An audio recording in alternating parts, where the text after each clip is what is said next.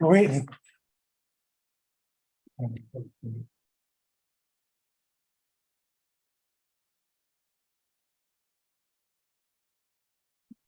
You want to do it again? No, okay, I'm fine.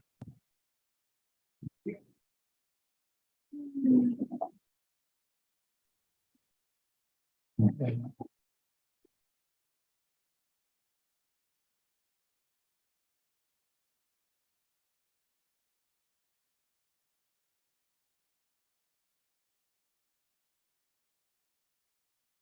All right, have any clicks?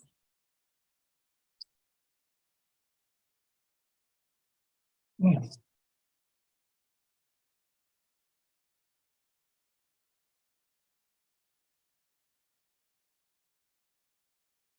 Recording and we are live. Good to go? Yes. All right, I'm gonna bring it to order. I'm Don Berube, 135 River Road. Mike Wayne, Select Board Rep. Harry Mackinnon, Community Development Director. Adam Sandall, 9 Edgewood Drive. Tim McDaniel, 117 Page Road. Michael Lawton, 3 Asa Drive. Sandy Crystal, One Shoreview Drive.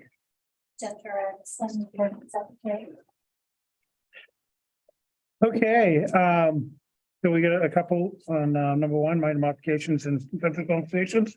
Not gonna take them out of order because I think Grapponi Ford should probably be a little bit quicker. So who do we got here from Grapponi Ford? Tell us what you. Yeah. Sure, come on up. Sure. Very brief intro first. Yeah. To set the stage.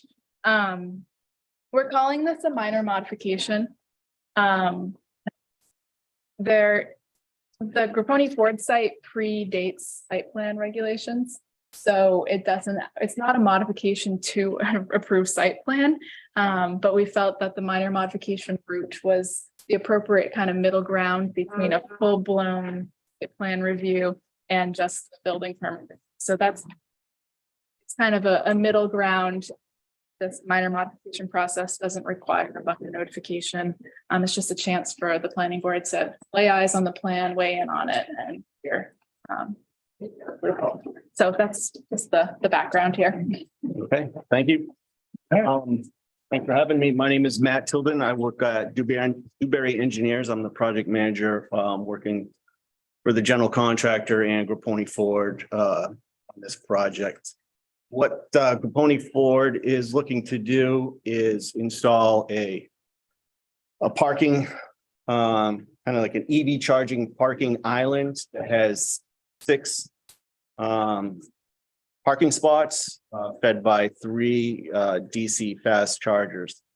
So within that island, like I said, there's 6 stalls. There's going to be a little island on the side for the electrical equipment, which is going to be a transformer from the utility, and then some switch gear, so a large kind of power panel, which then feeds the 3 DC chargers.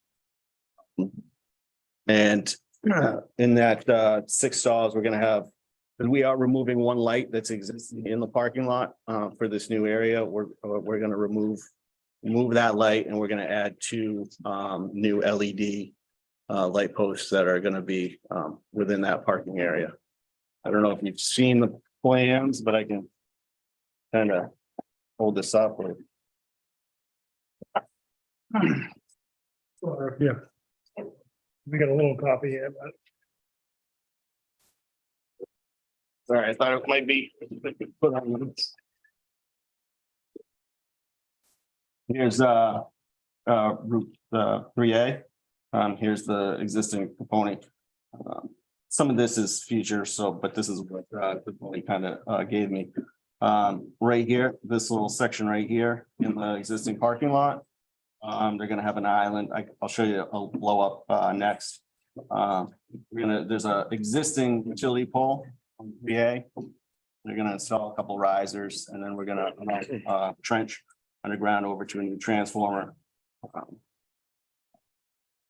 I'll just show you a blow up of that area. See a little there.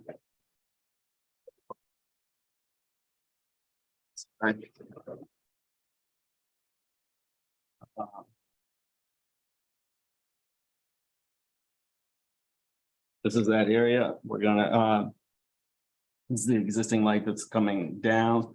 We're gonna have some underground utility conduits, primaries, feeding a transformer. Then we have our switchgear cabinet on a concrete island. Here's our 3 DC fast chargers and our 2 light posts. There's gonna be a little bit of, I think it's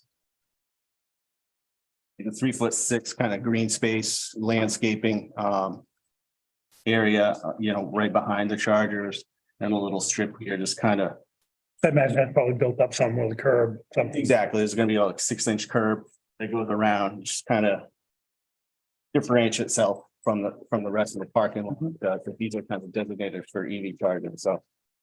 In a nutshell, that's it. I don't know if anyone has any questions. The light just not being just taken out and you don't need it. Right, well, yeah, so right now it's kind of sitting right in the middle of one of the parking spots that they're, so that's just gonna come down. And you're gonna But put 2 new two new ones. ones. Oh, gotcha, I missed that, okay. And then you said there's 3 chargers, but 6 spaces, so does each Yeah. charger do 2 cars? Yep, exactly. So each charger is basically kind of in the middle. And they have two plugs, so you can charge both those stalls. So do we need to mention in the approval that to make it clear that the buildings shown on here aren't being approved, that it's just for just this thing and not, Yeah, not that. yeah, right. Your stuff on. Yeah. I apologize about that. That was That'll need a full blown site plan. the document that they gave me to use, and yeah, it does show some future. I asked them, they don't know when that future is gonna be, but So what's out there, right where the buildings are right now? That's just all parking or? yeah. Is there any net change in parking spaces based on this project?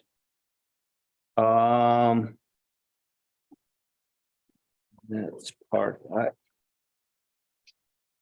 Based on the plan they gave me, no, I did not, to be honest with you, I didn't count every space, but for the plan that they gave me, we're utilizing the existing space and parking that. I mean, looking at where the 4.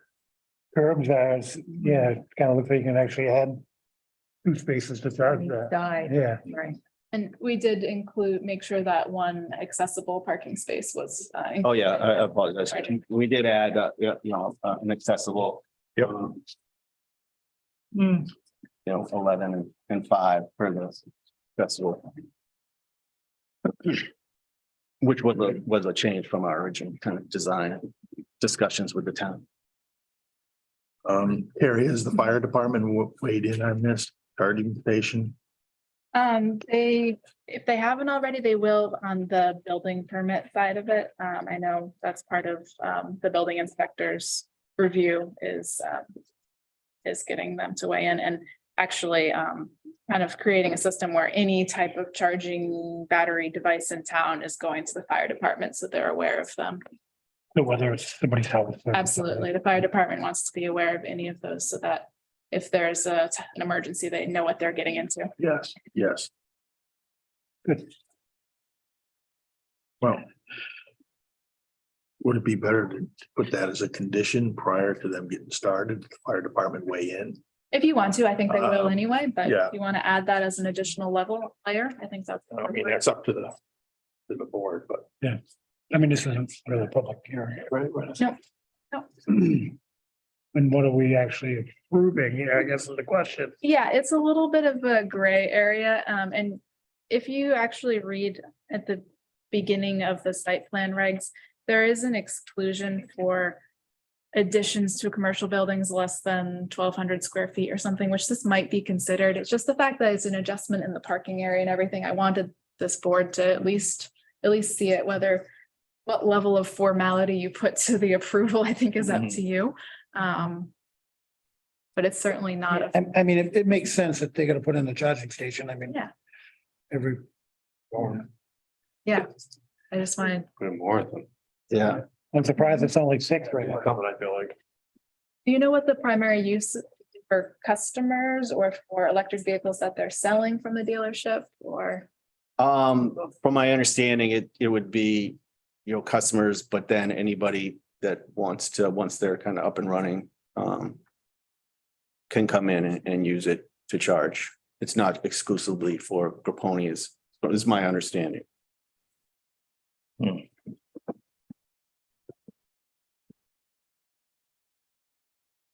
think they have, as part of this, it was just to kind of. They are installing some level 2s, but that was internal to the building, so. They got that on just an electrical permit, but the overall project did include some level 2s on the interior. And then these fast chargers on the outside, because they require a lot more power, so needs a brand new service. So do we need to approve with the condition that the fire department weigh in beforehand? Is that what? Yeah, that makes sense to me. John, am I voting tonight or? Yes, Yeah, so I can make motions. You can make it. yeah, you make motions too. I probably screwed up. but, See how you come up with this one. Make a motion to approve the charging stations with the condition that the fire department approve of the plan before construction starts. Yeah, and you also want to make clear that it does not include any of the future buildings that are on this plan. Yes, only about the charging station and not about any other buildings that might be on the plan. I'll second. All right, all those in favor? Aye. Opposed? Thanks, there you go. Thank you. All right, thank you very much. Hope to see you back at the other part of this plan. There's some other garage. Okay. Moving right along. We're gonna go back to the first one, which is John Flatley Company, conceptual consultation for mixed-use development located off Logging Hill Road, map 10, block 1, lot 38, and map 15, block 1, lots 24 and 88. EMMU zone. Oh, no. Oh. Thank you. See what you got. I'll go sit up here as well. Everyone, thank you. I'm Owen. Actually, before you get, I do just want to show the people from public, which it's not a public hearing. Whether we actually take some public comment, I'm not sure yet, but this is, nothing's gonna get decided. It's just to get the information of where they're at. And so they're looking for feedback from the board with the conceptual, just so everybody knows that. There you go. Thank you. I appreciate that. Yeah, and I'm Owen Flynn. I'm an attorney with the John Flatley Company. Kevin Walker's here as well, our engineer. Thank you very much for having us today.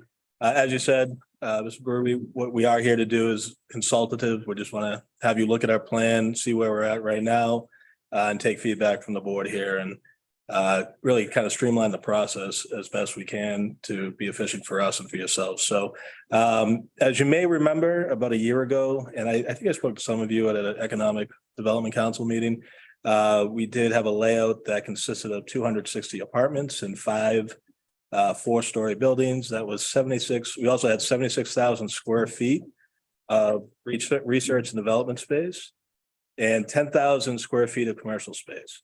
As conversations have happened over time and as we've seen some things going on in the town, we've been able to come up with a revised plan that we see over here tonight.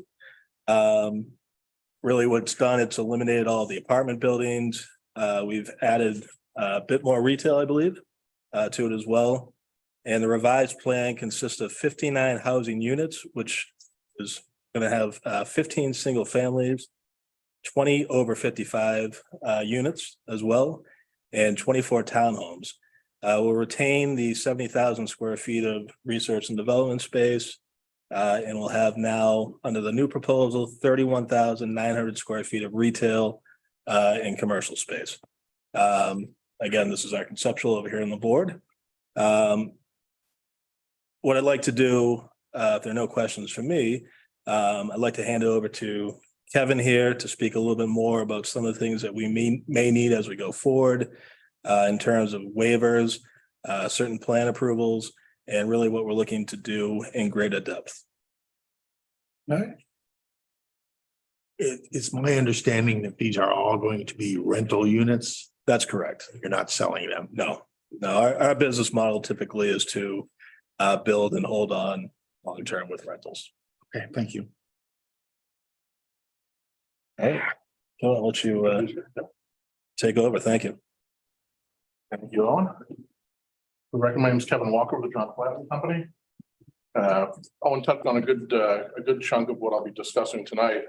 As you said, we've eliminated the apartment buildings. That was a big sticking point, really with the neighborhood. So we've received a lot of input from the neighborhood on a couple of different occasions, as well as the board. And although we haven't really seen you in about a year, we wanted to present this plan and kind of go through our idea of how we would like to try to permit this.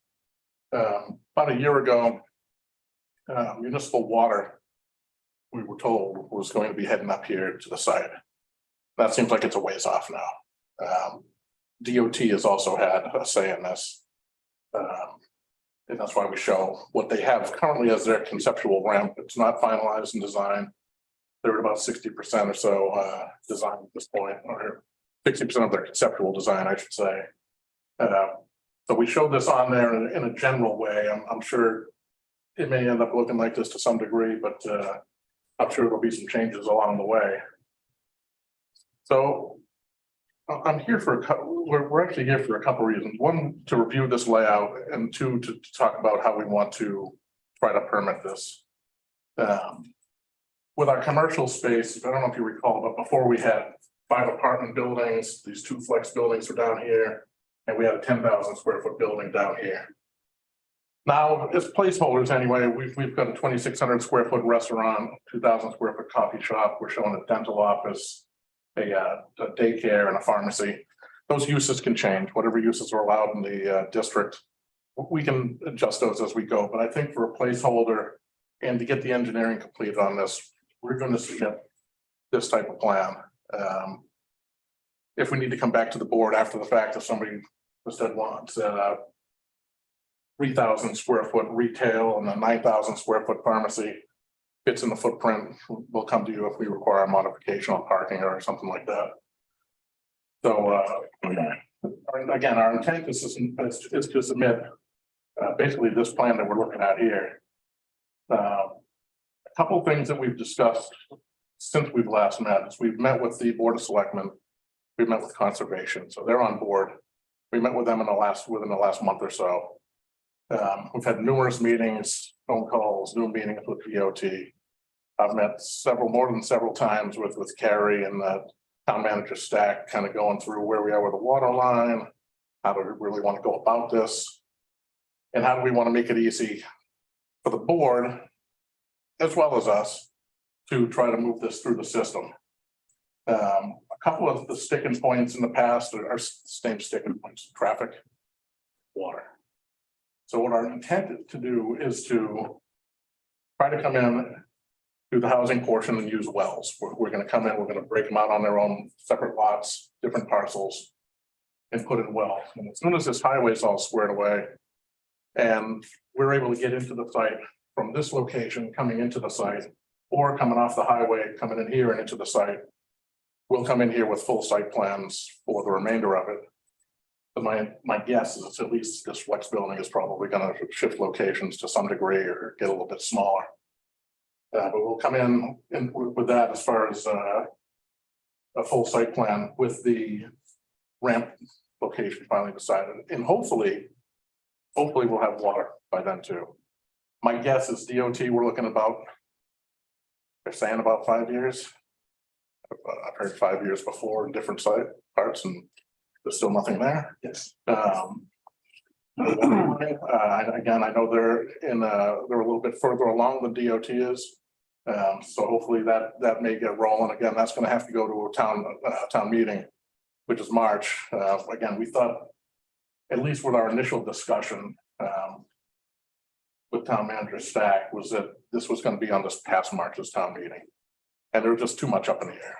So, and the design was still not really at a point to present at town meeting, so. Hoping for maybe next March, and if that passes, maybe the water line gets going and we can deal with that. So a couple of things that we've spoken with the neighborhood about, again, besides the traffic, is the water supplies, but specifically their wells. So one of our neighbors said, why don't you do a hydrogeo study? So that's what we're gonna do. We're gonna get a study done out here. Prior to a full submission. And obviously we'll see what the results are. And if everything's okay, then we'll keep moving forward. We'll obviously present those to you. And same with DOT. We're gonna continue to talk with DOT, see if we can put them to get them moving a little bit quicker. I know we're having some issues with the city of Concord. Because their plan basically, well, this is in Bow. They've got a master plan that has stuff in Concord and it's. Yeah, it goes from here to. Yeah, it's a tiny bit of a mess, but it sounds like it's just about squared away. Which is good. I hope they get going on the bull part first. Me too. I'm with you. So I guess just to talk a little bit on the DOT end, DOT does not want us to do anything with Walking Hill. When we spoke with DOT, we said, well, we're gonna put this road in and we'll see, why don't we put in a left-hand turn lane on Logging Hill and a through lane on the right-hand side, heading to the north. And that way we could build the whole thing out. They can, we're not touching Logging Hill Road. So we had a traffic engineer do a study. Basically said you can do all of the residential without having to put in a left turn lane. We've done 2 portions of the residential and 1 flex building. And that would have been fine. But we don't know what's going on with this flex building. And we're not sure we want to cross the wetland quite yet to do this flex building. What we would probably end up doing is building this one first. Go through the road. And then moving on to this one. So what we're going to be proposing to do is hopefully to do the residential portion. Once the hydrogeo comes back, okay, put in 1 well per section of the site. So this section may have 2 wells. This section may have 2 wells. I'm probably looking at 1 well for each 8 townhouses. So every 2 buildings would have 1 well. And that would be our first phase. The biggest part of what we're presenting tonight is, well, let me talk about the fiscal impact first. We're losing quite a bit of units. We went from 260 units to 59.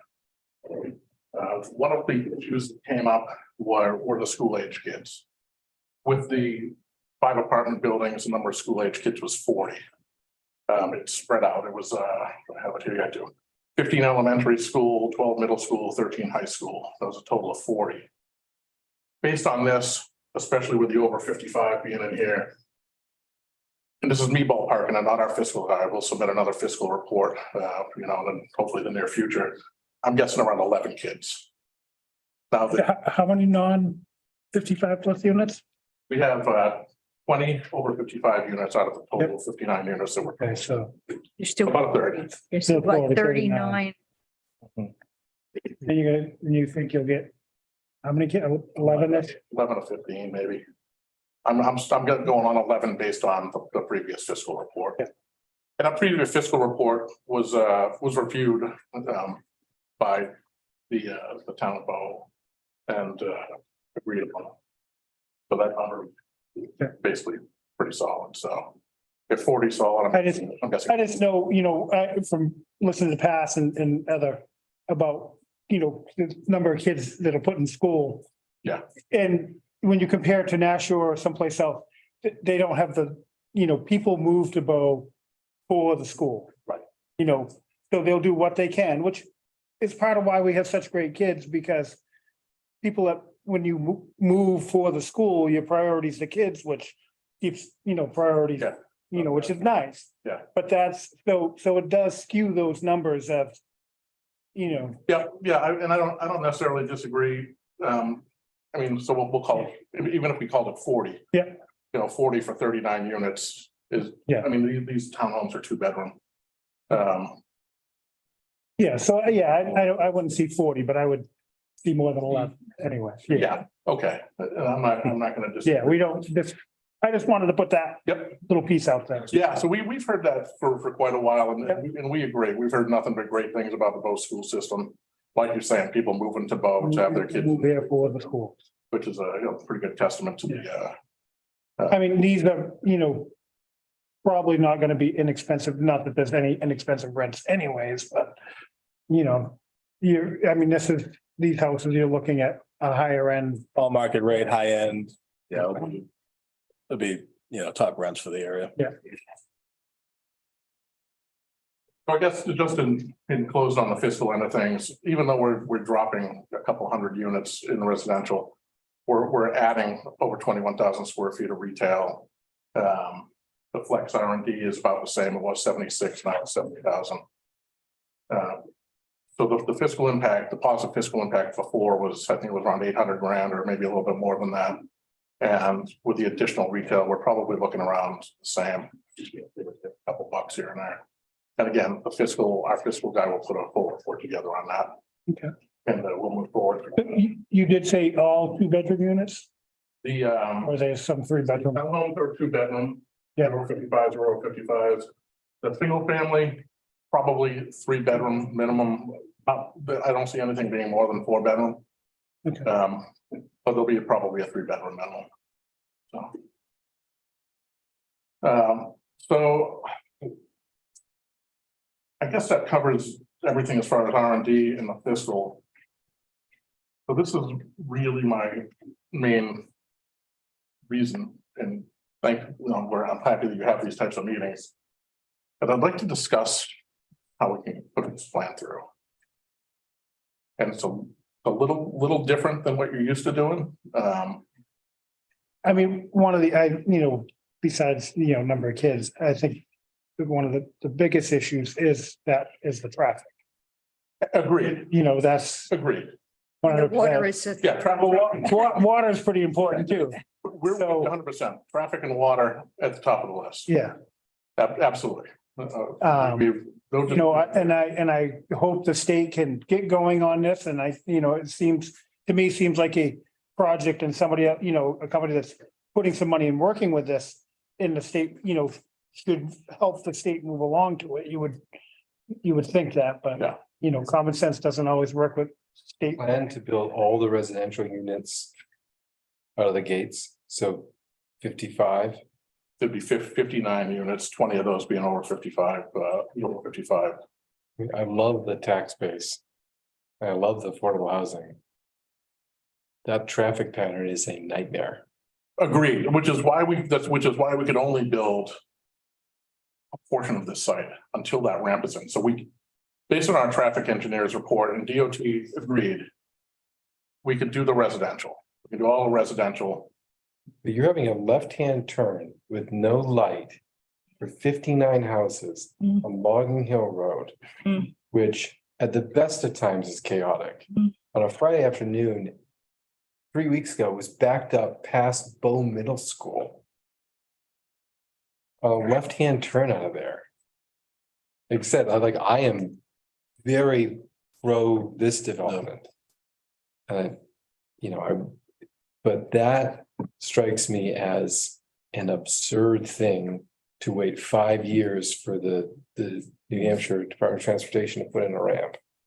Where you're gonna have 5 years of people turning left, you're gonna have 5 years, you're gonna have 20 accidents.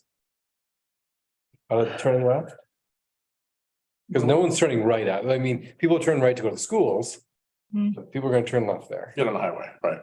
And that And part of our submission of the site plan, when we really get into it, we'll have our traffic engineer will be here, our fiscal guy will be here. And we'll walk through the whole thing. And where we understand we're gonna have it reviewed, you're gonna have your own consultant go through it. Yeah. Aside from DOT, we're aware of that. Yeah. I'm just trying to figure a way to get the ball rolling permitting wise. Yep. And this is kind of where I kind of get a little silly, if you don't mind me saying it that way. So for the mixed use development, if you look at your mixed use regs, just about none of it has to do with engineering. Matter of fact, I don't think any of it has to do with engineering. So what we'd like to do, please hear me out for this whole thing. And I would like to start by submitting this plan with the regular site plan fee, site plan application, and a list of waivers. Some of these waivers are going to disappear. Okay. So the waivers we'd be looking for are a few based on the mixed use district. And those are the minimum tract size being 10 acres. It's a little dicey on how the tract is far more than 10 acres. For us to put wells in, we would like to put certain portions of this on individual lots that are less than 10 acres. That's something that the planning board can approve. Doesn't change the permitting per se through the whole process. Frankly, it's just a couple lines on a plan. So that would be one that we're looking for as far as the mixed use district goes. Minimum road frontage, required to have 200 feet of frontage. Well, we're going to have frontage on this main road, but when we break these into individual parcels, you know, maybe we need to put a right of way around these interior streets, or maybe not, but we're going to be asking for a waiver on the frontage for these individual interior, frankly, fake lots. Maximum lot coverage. I have this in here now. The maximum lot coverage is 60%. We may be able to meet that. I'm just putting it in here kind of as a placeholder. And the same with the maximum floor to area ratio. We may be able to meet that too. We got to do the math, we got to do the grading on it, and that may also go away. The next is Article 17, Section 5, which has to do with parking along the front of buildings. You know, in this case, this is the front of the building, and we're parking in front of it.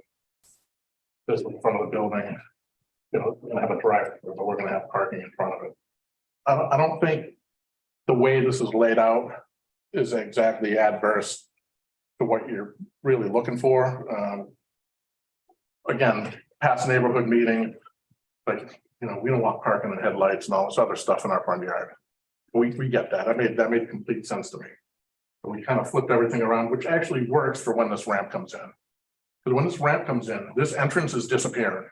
We might put a gate across it for emergency access, but the main access is going to be here. As soon as the ramp is in. So that was one. One of the bigger ones is your regulations allow for 25% of every first floor to have residential units.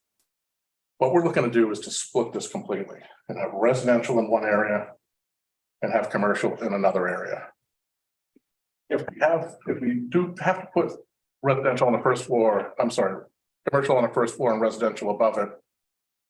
Now we're getting back into the apartment layout, which we know our neighbors don't want to see. And we know it's probably too many units that the town wants to see. So our waiver request would be to have no residential on the first floor. And for the residential, no commercial below it. That said, our ratios, we're supposed to have whatever the footprint of the residential is, needs to match the footprint of the commercial.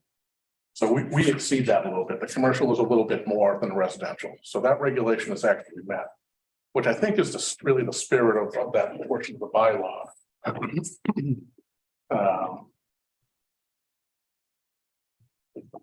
Kevin, I have a question. Sure. You show driveways going into the elderly housing. They're going to be garages in the single family and Yeah, we just haven't put the driveways on. townhouses, but they're They'll all have, so each unit will have its own driveway, each house will have its own driveway.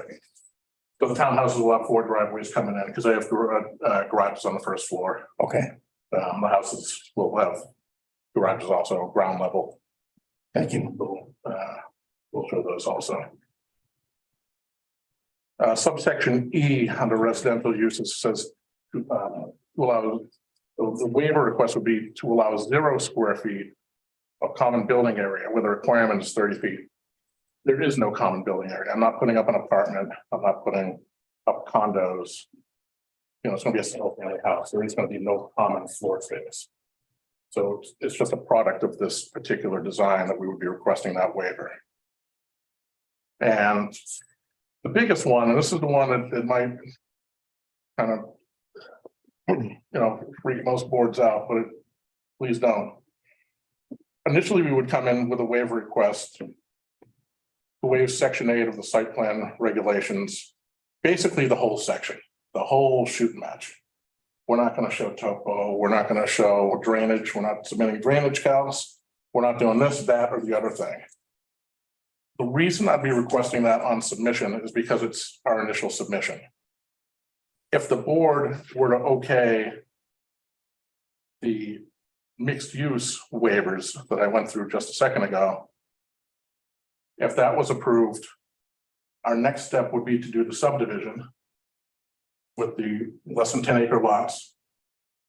And if that gets approved, we'll record that plan. We withdraw the waiver for full site plan. We continue for whatever it might be, 3 months or something like that. Full engineering design, typical site plan, the whole 9 yards, and do it all at once, as we typically would.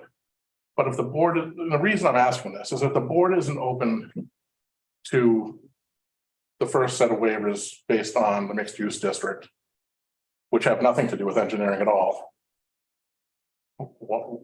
why spend all the money on engineering? You know, it's a waste of your time, it's a waste of my time, it's a waste of your consultant's time. So I think it's a little odd, but I think it's a clear path for everybody to get to the end. If, again, if you say no to the mixed use waivers, we need to go back to the office and figure out, do we come back in with apartments? Do we do this? Do we do that? We think this layout is pretty good based on, again, first set of, comments and questions we had from the neighborhood. And we know we have to wait for DOT, which no one's thrilled about, including us. And I know there are concerns with wells and well yields, which was why we'll do hydrogeo study prior to submitting the final full set of plans. So I don't know if you have any questions on that process, if it's something that the board would be open to. All your bases are covered doing that. If you grant the waivers on the mixed use, you would have granted them or not granted them with a full set of engineering plans or not. It just takes it step by step. And if you decide no, it saves your time, it saves my time. If you say yes, we keep going down the road, and the end product before this thing is fully approved would be the same as if we submitted a fully engineered set of plans with calcs and all that stuff. Yep. So, couple questions on the Sure. plan. So, the roads that are going in, will they become public roads? These are all going to be private. All private roads. You're gonna subdivide this into separate lots. The only reason we're subdividing this right now is because we have to use wells. If there was town water here, we wouldn't be subdividing anything. But we have to use wells, so we need to subdivide this so the well yield is a certain amount for each lot or parcel. The town water is here. I wouldn't even be talking about it. Mhm. We're gonna process, like I said, would be,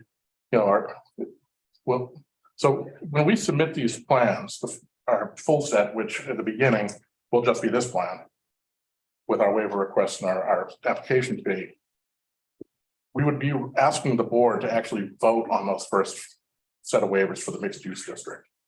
And once we have that vote in and recorded, then we can know we can continue on for the next step. And the next step is going to be subdividing it, which is kind of a, really not a process, but it's part of the step that we need to take. And then once that's all set, we would record the subdivision plan. And we do full site plans, typical plan. We remove these waiver requests for all that other stuff, the site plan stuff.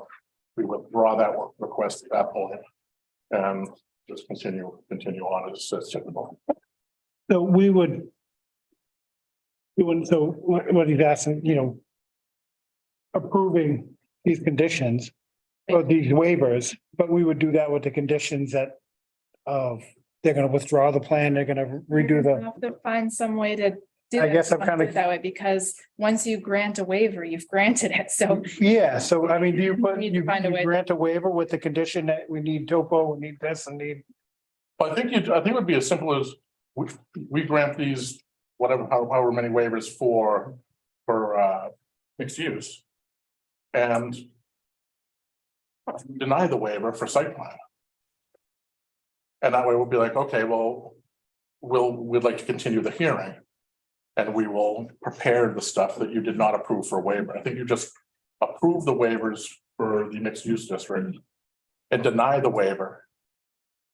The reason for the waiver request to start with is it kind of makes it a full submission. If you Otherwise, don't request it, you're gonna be like, well, you didn't hand this in, we can't, it's not a fully. I do understand why you want to make sure you can get A, B, and C, because D is really expensive. Yeah, these, yeah, Why do these if you can't? I mean, that does make sense to me. I'm just kind of curious, how we yeah, do that and, unconventional. keep the, to protect the town and. my vision on this, if everything went, as we hope it does. Was it, you grant the waivers on the mixed use and you look at the one for the site plan, and you're like, no, we're not granting that. Give a decision that these waivers are granted. This one, or you don't even have to write a decision, it'll be at the end of this thing. We'll say, okay, you're not granting that waiver, so we'd like a continuation for X amount of time to prepare a full site plan. We accept your ruling. We go ahead and design the whole site plan.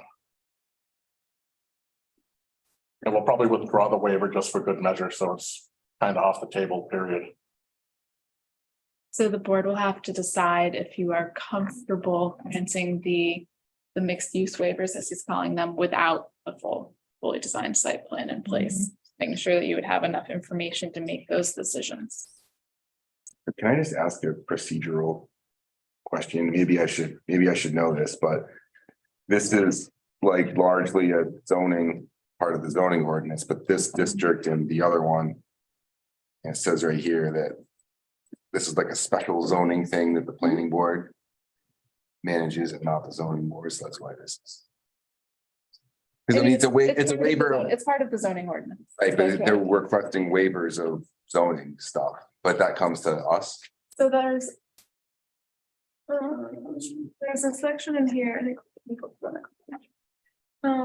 There's May be waived by the planning board. section 5. 5, general provisions. It says items in that area may be waived by the planning board. The items in the dimensional requirements don't know that the planning board can waive those. I Yeah. think we would need to look at that more closely. It says like right up front. Article is adopted pursuant to the provisions of RSA, blah, blah, blah, innovative land use control.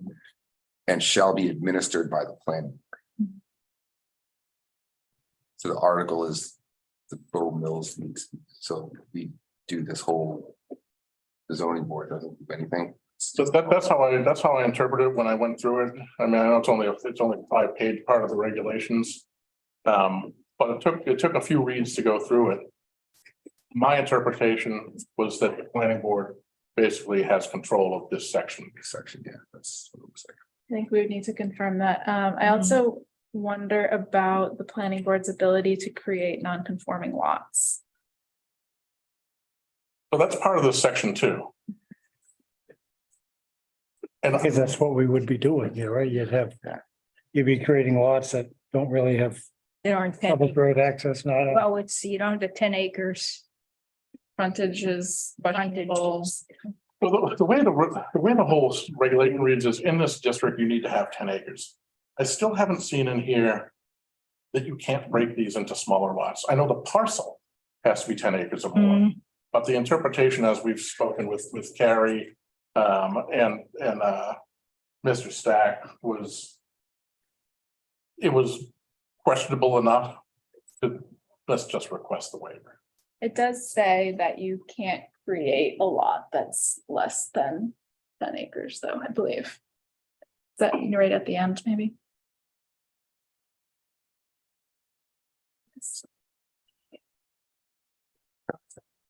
So existing lots are exempt, you can't create any. units. So, if we're doing this for the wells, Mm. you say so, which, I mean, what's up the lot line got to do with, So that's falls Wow. to DEF rules, right? Is that? that's what that, It's the, is that the number of people served by the The well? number of gallons that the well yields.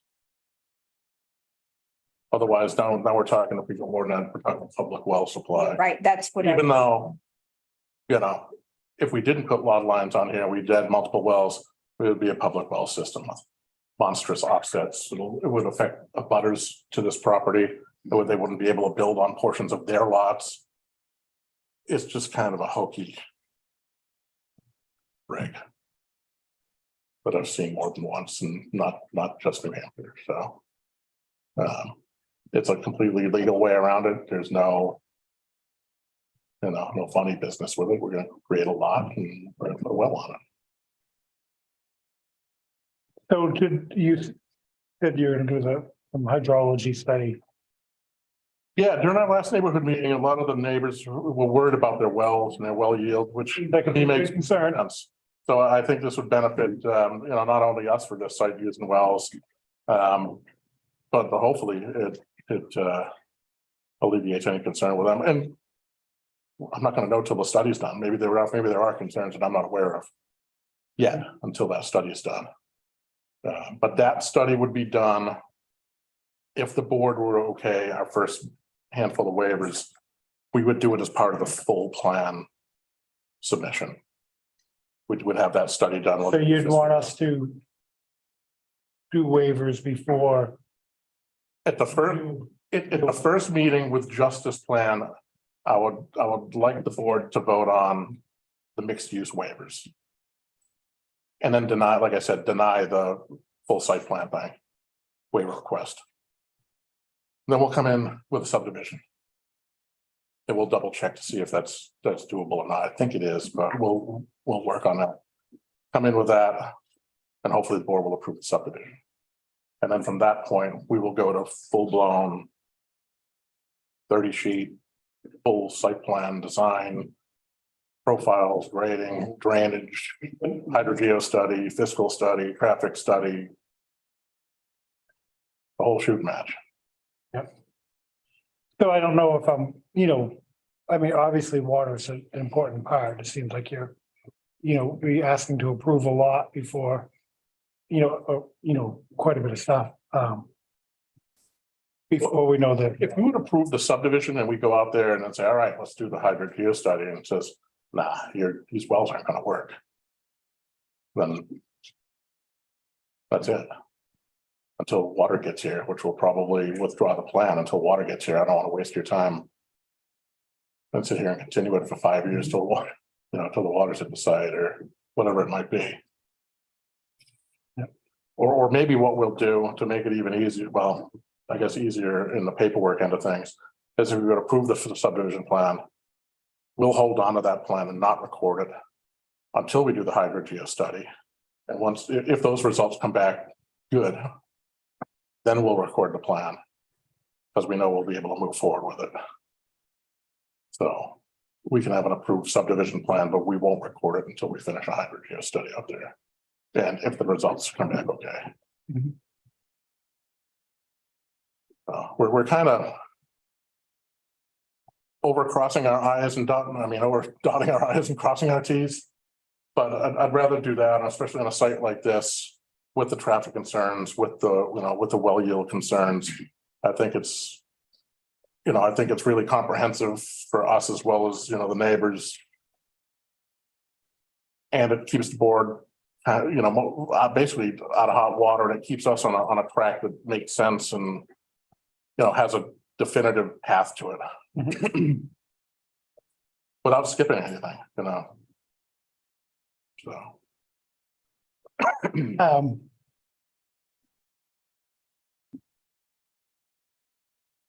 But no, I mean, we definitely, it's two really big concerns, the traffic and the water.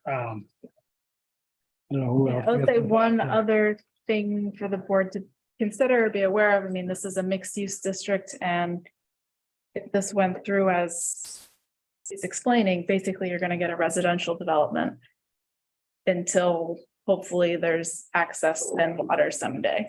So But we can do those other, we could, you know, if the hydrogeo comes back, okay.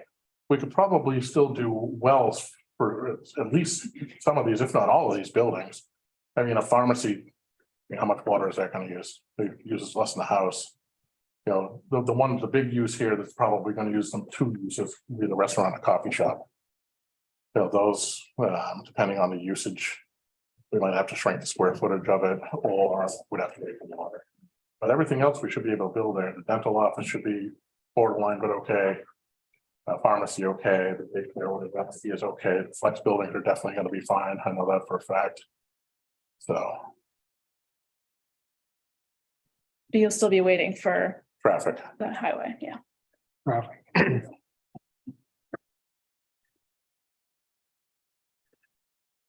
And just to make clear, so what the ordinance says about the residential commercial mix, it says that no more, well, that residential should be primarily above the commercial levels. And that no more than 25% of the ground floor area should be residential. Right.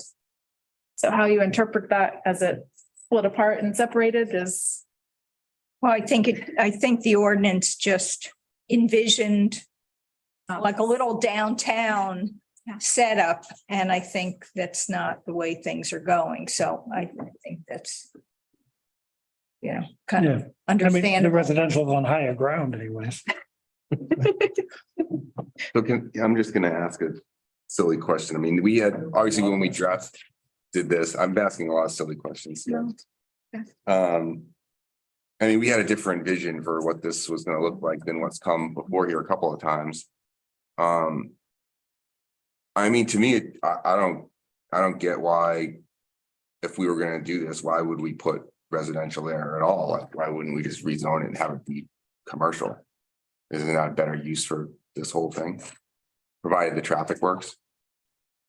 Yeah, I mean, with But a anything, mixed use is supposed to be a mixed use, and I think there's a need for housing. So,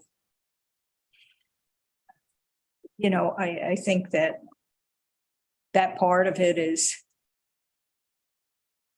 kind of still important.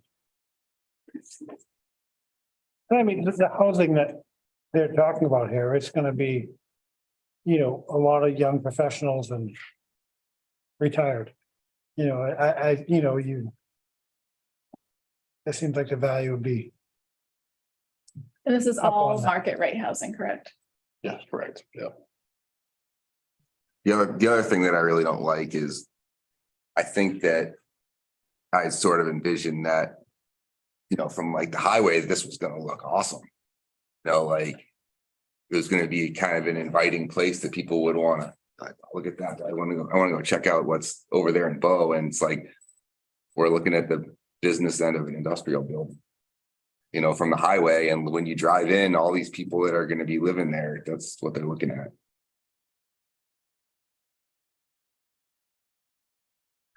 I mean, I've envisioned this and from the start of, you know, getting this rezoned. Is that, I mean, this lot's biggest asset is, you know, it's the jump from the Highway 89-93. The highway proximity is huge. Which will make them house, you know, you're gonna get people in here that are, you know, whether, you know, that do have the hour commute, but they're happy that they can get on the highway and go.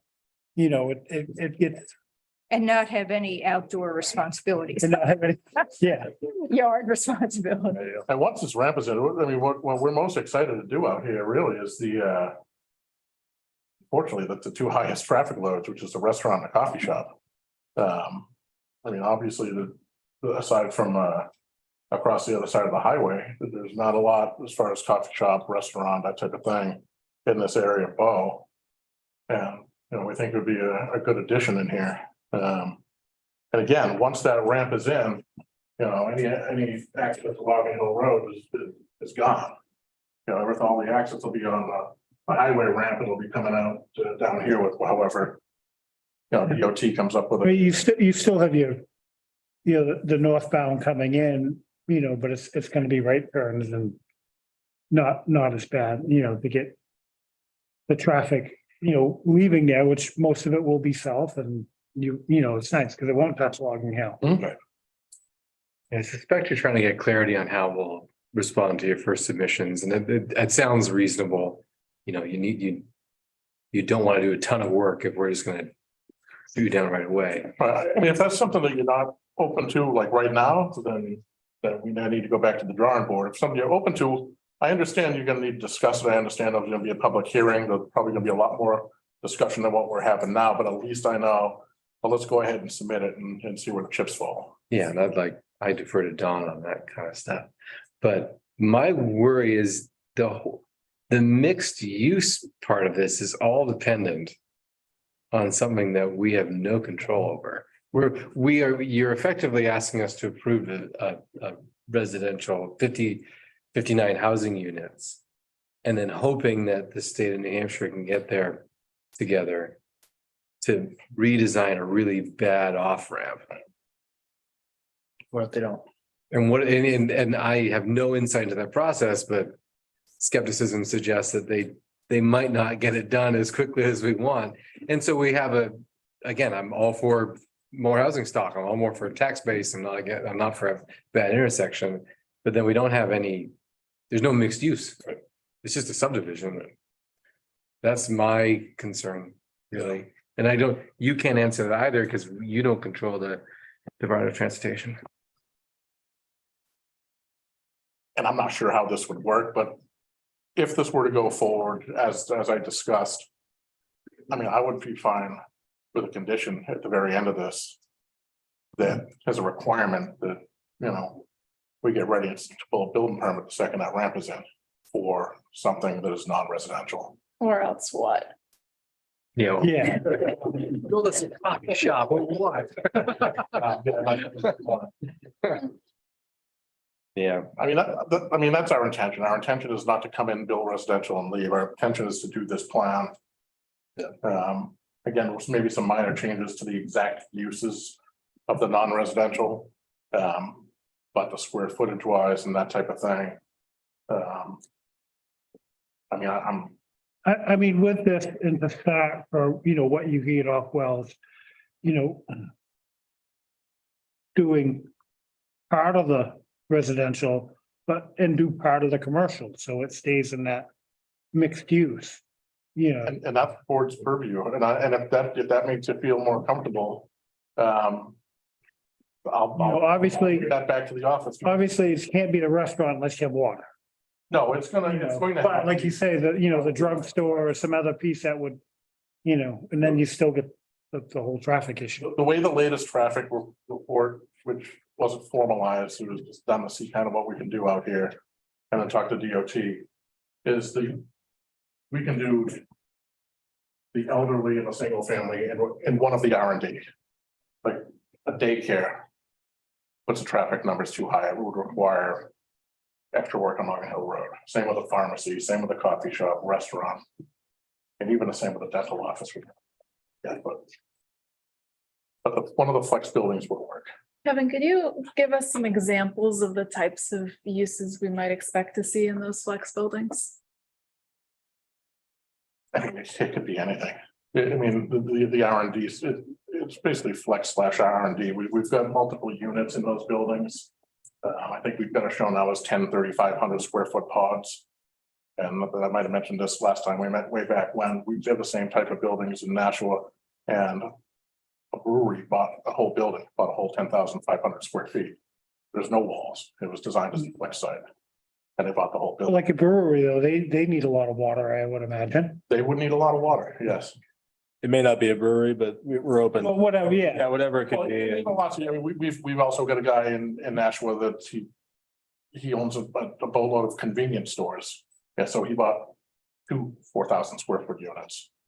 That's his warehouse. He's just using it for storage. We have tech companies, we have stone cutting in one, there's different things. Yeah, I was wondering how different or similar it is to some of what we have in our commercial industrial Like with some area tree, where, like with a line where of tree. people have Yeah. had these warehouses with these different pods and, you Mhm. know, people add or, you Yeah. know, take small ones. The high demand, they do very well. They fill up quick. And the benefit of being next to the highway, you know, they're quick off the highway, quick on the highway. Yeah, I mean, getting stuff in there, your location is Yeah, great. You know, that's the biggest asset to this is its location. I mean, I'm open to what you're saying and I get the concern with just doing a residential and the other. Yeah, the town approved it, I'm mixed use zone. I'm good. Approving a non. I'm good with what you said. You know, if we want us to do a flex, you know, one of the flex sites and two aspects of the residential. But again, that's why I'm here. And if that's your concern, then that's how we'll do it. That's what you said at the Right. presentation to the select board, Yes. that there was, you can mix it up. Yeah. Any two of the residential uses and one of the flex buildings. That works traffic wise, according to our traffic engineer. Which again, we will submit a full traffic report during the full site plan process and walk through that. And I know you're looking for clarity on process, so I'm sorry for going back to this. Okay, The traffic again. There's no light there. You're saying it's a stop sign, there's a left turn on the Logging Hill with no alteration of Logging Hill. that's correct. And that's through my traffic engineer and DOT. That's the So I flex bill. will have here, trust me, I'll have them here. The flex building and We'll do one of the flex buildings and maybe the townhouses over 55 or the townhouses in the single family. We will do over 55 in the single family, two of the residential aspects. And one of the flex buildings.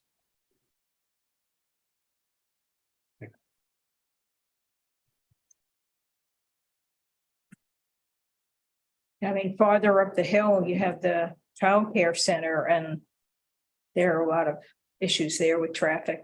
Oh, the Montessori. Yeah, yeah, I mean, I was driving down there the other day and saw some kid bite it on the road. And I just thought this kid's gonna get run over by a car, so it's a tough traffic here.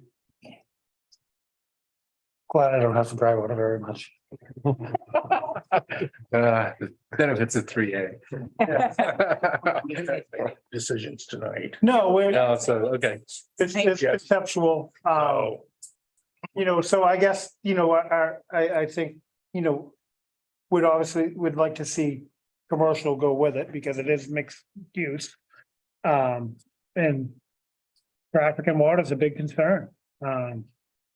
I mean, to me, it would seem, I don't know what it takes to do hydrology studies, you know, if it's a matter of punching wells out there to, you know, to test. It would seem like you'd want to know some of that sooner than later. Yeah, well, I'm hoping the first part of what I've discussed earlier. Is, you know, again, submitting with this plan, talking about the mixed use waivers and. You know, how we'll develop it now with one flex building and two residential components. If that goes through the subdivision, you know, assuming the subdivision, I'll assume the subdivision will go through okay. And, you know, I should say that too loud. When the board, you know, grants any waivers for subdivision. We're gonna get right on the hybrid gas study. It's literally gonna be the first thing. It's really the only thing we haven't done. So we're gonna get on that. We have proposals, but hold up, you know, we're part of the point. But we're through the you know, hopefully through the process that I talked about now. And then we'll sign them up and get them out there and get rolling. I have a question. So if you have the different units, you know, sharing a well and such, and then municipal water comes in, are you going to be then at that point putting in water lines? So we've talked about this a little bit in the office. We haven't come to a final decision, but I know it costs more money and I don't, like to cost the company more money, but I think this is a good idea. Is we would put water lines in the roadway. Even for the ones that are gonna have wells, still put in water mains and the water gets down there. Or maybe hook that up and turn the wells into irrigation wells or discontinue them or well, one or the other. And maybe that way. Yeah. Me personally, I'd like to have everything on municipal water. Which is why I think it's worth the investment to put the water lines in, dry hydrants. Now, part of this thing too with the wells, it's gonna be another big chunk of change. It's gonna be cisterns, fire cisterns. So I've spoken with the fire chief, I've spoken with his consultant. We're kind of playing phone tag back and forth the last few weeks, but just trying to get some preliminary sizes on what we would need out there for certain uses. Exactly what would be required, where we could put it. And meet the fire department's requirements for whatever they need to get their work done out there, should they need to be out there. Another question on the water. I know that when you spoke to the Conservation Commission, you had mentioned about, later you'd probably be developing that area to the That's what we- southwest. That's over here. Yeah. And I'm curious as to why you wouldn't consider a public water supply in the short term and then just abandon the well when you decide to develop it and, use. Because even a public water supply back here, the offset will go on to this neighbor's property, and it would knock out probably this building and maybe a little bit down here. The radius is so big for public water supplies. Depending on the gallons that is coming out of it. That's why we're asking to put in, whether we have one well that's pumping 10,000 gallons a day or versus 5 wells pumping, 1,000, 1,500 gallons a day. It's, 6 of one, half dozen the other. This just makes it a little easier. And makes it more direct for the uses too, as far as, if we do this unit, these 2 developments, there'll probably be 3 wells or something like that. And one for the It's just, then as a company, since you're going to be managing the wells on site, then you have that many more wells to manage. Well, we kind of do this on a daily basis. There's a lot of stuff that we manage on a daily basis, keep an eye on the wells and the yield and water pressure, all that stuff is stuff we do on our buildings pretty religiously. So. Do you have any developments where you've had to put in wells for like 4 buildings or whatever? Not that I can think of. No, okay. And there is sewer over there, right? That's. There is sewer, Yeah, there's right, sewer. yeah.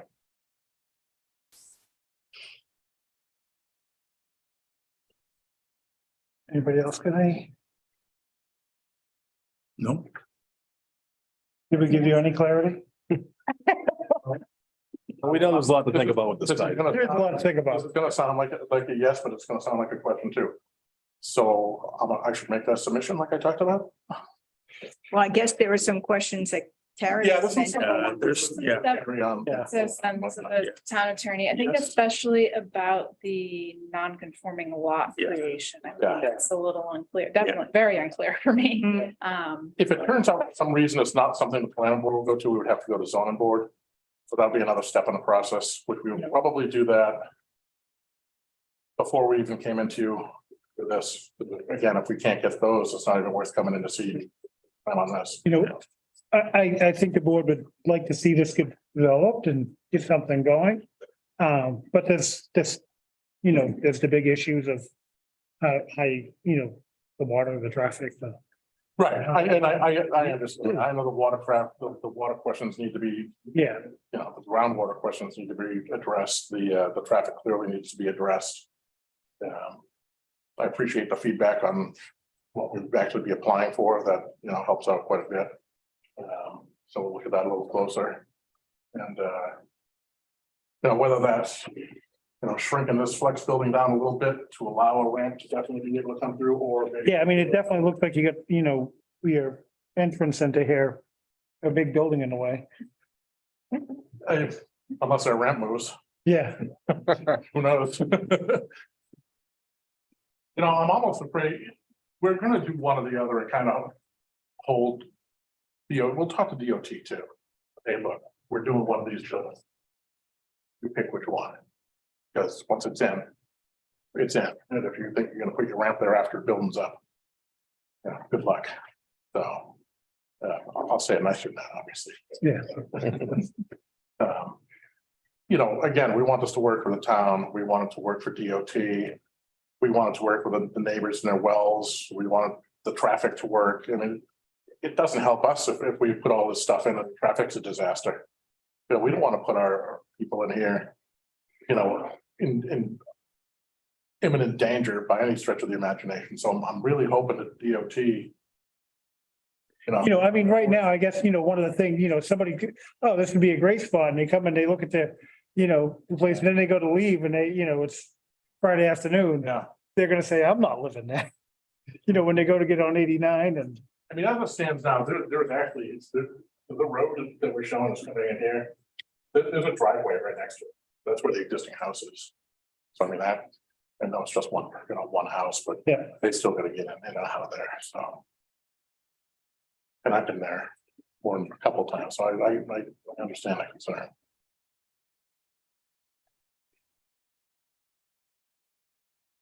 Oh, we appreciate it. And I know some people here might have questions. We're happy to stand outside and answer questions. If there's anything else where, you know, we'll be outside and let you guys continue with the meeting and we can take questions from people as well. Do we want to let them ask questions here? yeah, I guess we don't have too big, I mean, is there some big concerns that we didn't address? I guess would be my biggest question.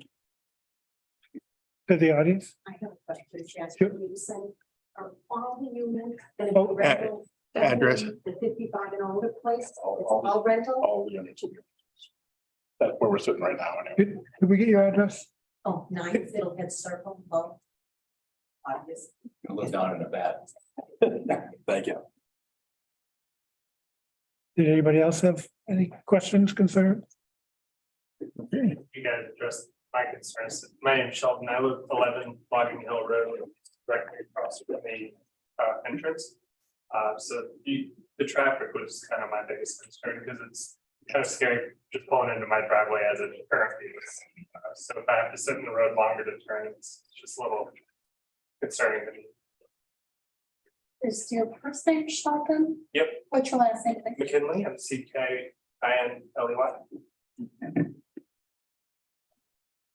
Question.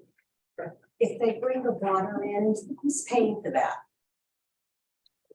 So there is, you know, this is a TIF district that, so some of the increase of property value goes to pay towards a bond to put it in. It would have to be approved. by- It'll have to be approved by the voters Yeah. first, but that is part of the TIF district that was put in a while ago. You know, and I think some of it would, you know, come from the project also. But it would come basically from, you know, the development and the increased tax revenue from the development. I have a question. My name is Veronica Person, Persson. And I live on Windchime Drive, 3 Windchime Drive. My concern is Alden Road. A lot of people will start using that and we're gonna need lights down there. There are many times I have great difficulty coming out of Alden Road. Onto Logan Hill. The cars just zip down the road there, down the hill so fast. And when it's clear and I want to go, now there's a line of cars on the other side.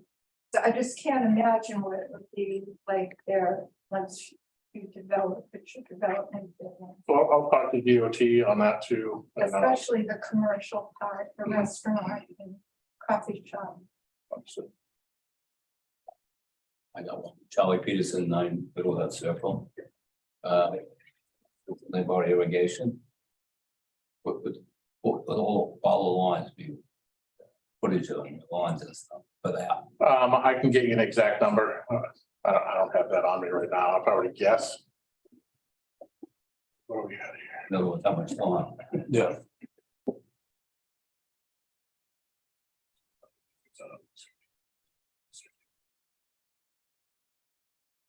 Six acres, 6, 7 acres.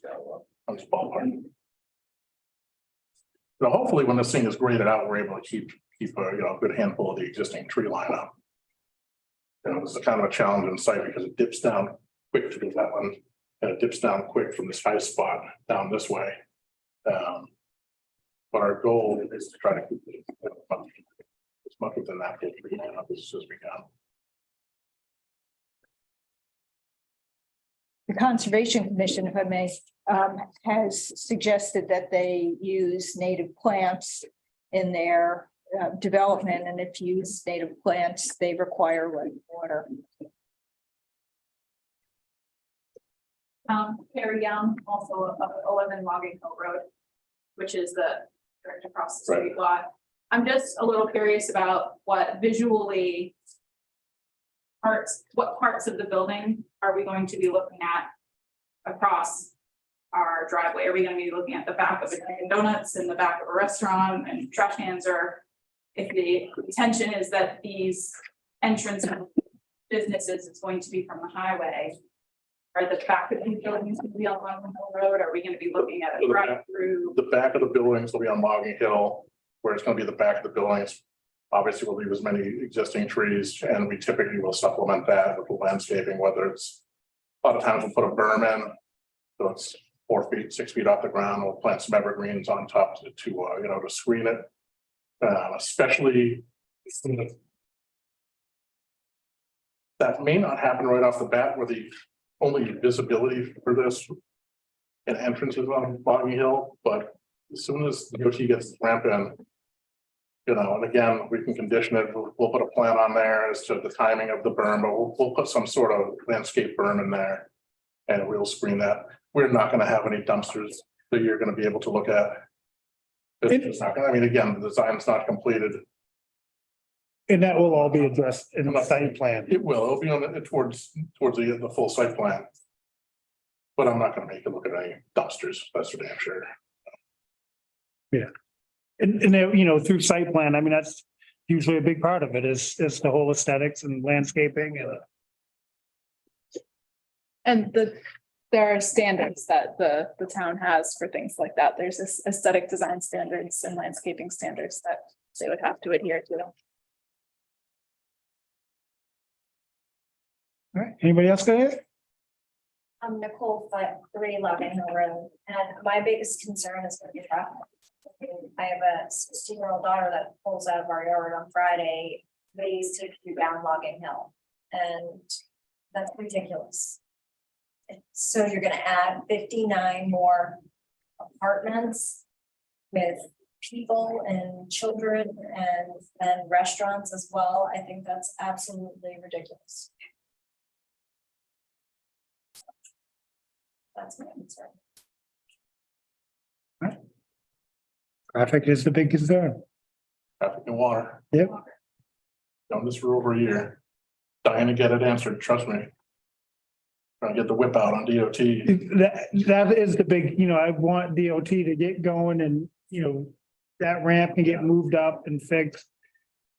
It just will, in a light, where it does hit. We do too. I wish they had their design further along so we could definitively say, all right. I mean, and it seems like, do this and- to me, if you have a developer that wants to go and picking up part of the bill, of getting this site work in, it seems like they would want to take advantage of that, and especially this side of the ramp, it seems like it could go in, but it's. So, kind of somewhat off the record, I shouldn't really be off the record, we're in the middle of a meeting, but kind of off the record. We've been dealing with one particular guy with our permitting up at DOT, and I got notice today that he is leaving DOT. So I'm Gotta start all over. running another. It's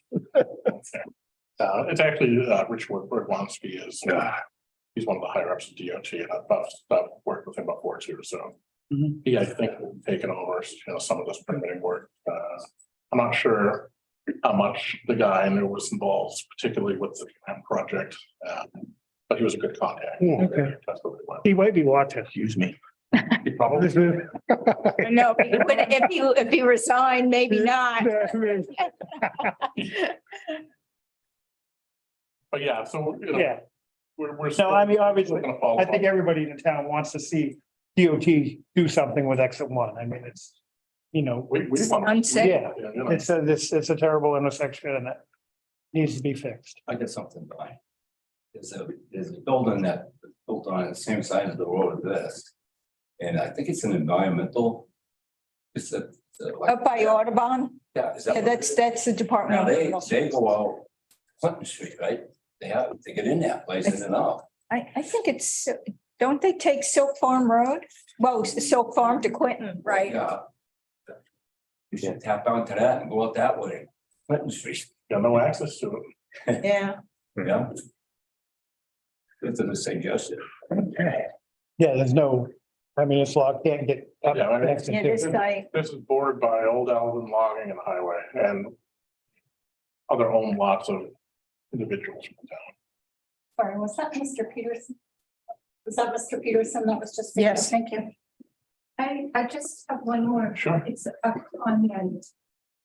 It's something that really bothers me is you're taking, this is a big, huge project and you're clearing a big swath of land. And I stopped and I tried to think the size of this. It is actually almost twice the size of White's Park in Concord that you're developing.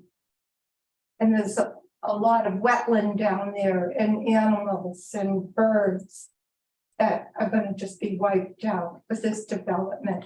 So that's actually gonna be reviewed by DES and the Wetlands Bureau. And they have their wildlife folks look at it too. And if we're doing anything that's gonna disturb anything It's this, to a certain degree, it's the acreage that bothers me. Maybe if it was like in the middle of the town, and maybe if you developed a coffee shop and a restaurant down further, to make like a downtown, I could see that, but not kind of hidden within this community at the, as you just come into both. It's so dangerous what you're planning. That's just my comment, how I feel. No, I'm sorry, that I'm saying this. I would rather I know hear you- it than not. Get it. Don, I need to leave. Okay. Do you need me to vote on election of officers or anything, or do you have a quorum without me? Yeah, if you, we have a quorum. Okay, so I depart. Sorry for this. Thank you. okay, Thank you, guys. thanks, Skip. Good night. Thank you. Good night. Thank you. I think we are, All right, 14 Logging Hill Road. We talked about the water study. What happens if they do a study, say we're good to go and then our wells go dry? You gonna fix them for us? I think I said in the last meeting, we would do what we had to do, make sure you had a water supply. and I guess that's some of the question, with site plan, And that's why we're we doing. put things contingent to the. Yep. When the study was wrong. Who. And it is a good question is what happens to the houses that. Wells. Now gone dry. I mean, do you actually, part of the water study, do you test wells? Around there, or do they just? I would. Not leave it up to the hydrogeo person, I can get an Okay. answer for that. I mean, that would be something that we would discuss more and, And there's 3 houses that are right there. Not those other. Yep. Houses, 59. I mean, that is a great question and, as they move forward with this. All I can say is to come to the meetings. And, concern about your well is a big concern that, the board's gonna take and wanna have those answers for. And the answer would be looking for is that, you would take care of a problem that was caused. My guess is we would see what the cause of it is, Yeah, and then if it was due for this site. Yeah. You know, So that's in writing, you would do that. Hmm. So that's in writing, you would do that. yeah, it'll probably be a condition. It'd be part of the site plan, you know, it could be, you know, and that's, I say, you know, come to the meetings and. You know, tonight, nothing's in writing. We're just talking about it and ideas, but, and so with that, you know, as your concerns, you know, come to the meetings. They're, you know, not always real fun and exciting, but it's important to come. Well, what happens to the approvals they're looking for tonight? I'm not ready to approve. No, there's no approval. The No. waivers that you want and everything? I want to talk to the board about how I submit the plans. Maybe request a certain number of waivers that don't really have anything to do with the design. You know, hopefully get those waivers voted on right away and then come back in to the interest of the site plan with any other waivers we might need. Maybe not. Oh, maybe just some spellings. If people don't mind them, I would get them. Yeah, actually, if you, sure. Okay, so I have, Carrie Young. How do you spell your first name? CARRIE. Oh my gosh, I spelled it right. All right. Then I have Tom Wright, WRIGHT. Yep. Okay. And Veronica Person, PERSSON. I think I have. And it was Sheldon McKinley. Yep. Okay, I think I'm good. Thank you. So anyway, you know, with the meeting, like this is conceptual. We could tell them, we'll approve all your waivers and they come back to the next meeting and we're not bound to that. You know, there's nothing binding here. I mean, it wouldn't be very good for the integrity of the board to do that. But there is nothing binding On either side. on either side. So nothing he said Yeah. tonight is binding either. Yeah, And just so you know, when we submit for, you know, a formal application, you'll all be notified again, you'll know when the hearing is. Yeah. You can't sneak in here. and with, you know, this law, it's in your neighborhood.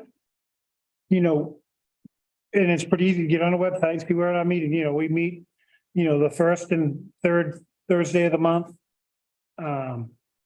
You know, and pay attention to them. That's, you know, best advice I can give you. And Do it. our packets are posted. Yeah, everything posted what we're gonna talk about, and That material. when it becomes the public hearing side, then it's binding. So those are the, you know, the most important to come to. And you're also welcome to come into our office. We're here 7:30 to 4 and we're just across the way here and we can show you the big full-size plans and you can ask questions and we can explain things as well. And, you know, they have fun meetings, we do have vacant spots. Go on.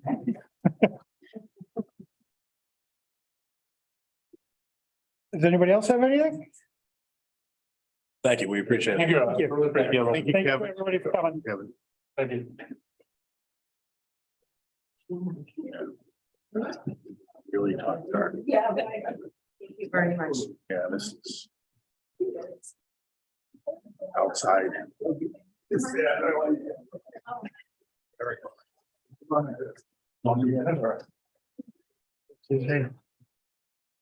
The lawyer's name? I don't remember. Yeah, she's got it. Owen Flynn? Owen, yeah. Thank you, Owen. Yeah, thank you guys. Appreciate it. Thank you very much. Thank you. Thank you so much. Nice to meet you. Thank you for joining us. Thank you. Thanks again, Kevin. Anytime. Sure. Thanks. Thanks. Yeah, I try, but sometimes they get talking. Yeah. You can interrupt. It's very important that you get the minutes, so Right. that's, Yeah, maybe. and I'm not looking at you, so, you know, you can holler at me, it's like that. Give you something to throw at me. Let's take this moment to remind everyone that we are still live, even though the room's empty. Yeah, Yes. it's always a good thing. Yeah. Okay, so, public hearings, we gotta move to continue some of these, they were all, request to continue? Yeah, yes. And I just want to say Ginger went above and beyond looking up phone numbers. That's why the room's empty. Did our best to contact as many of butters as we could to let them know that we had requests for continuance, so people didn't waste their time coming out this evening. So thanks. Thank you, Ginger. So I still, I need to read these in and To keep up some goodwill with the community. do I need to read them in so we can actually, we gotta make a motion continue or they just continue? I think you do need to vote to accept their, the request. to continue. Okay. So, yeah, Okay, You're right. so, but I can kind of combine a couple of them. Yeah. So application 501-23 and application 404-23, which is Strategic Contracting Company LLC. And it is for the subdivisions of located at 178 Wood Hill Hooksett Road. Request to continue till next month, yeah. Meeting is July. Yeah. July 20th. Does that sound right? Yes, July 20th is the next meeting. And so that's for the CUP and for the subdivision. I'll second. Oh, wait, was there? That wasn't really a That motion. wasn't a I was motion. just kind of reading what Okay. we were. Make a motion as stated by Don Berube to continue those applications To July 20th. for till July 20th. I'll second. All those in favor? Aye. Opposed? Okay, and then we have application 502-23 and application 406-23 for Tyler Buildings, Inc. I think same thing, subdivision and No, those are Brown Hill, yep, Brown Hill Road. on Brown Hill Road. Yeah. Looking to, Motion to continue 502-23 and 406-23 to the July 20th meeting. Second. all those in favor? Aye. Opposed? I'll just add that both of those requests were due to conflicts of people on their teams. I think it was both attorneys scheduling conflicts. Those were the reasons. See, we can make it here July 20th. Summer's hard, but Yeah. Speaking of July 20th. are you gonna?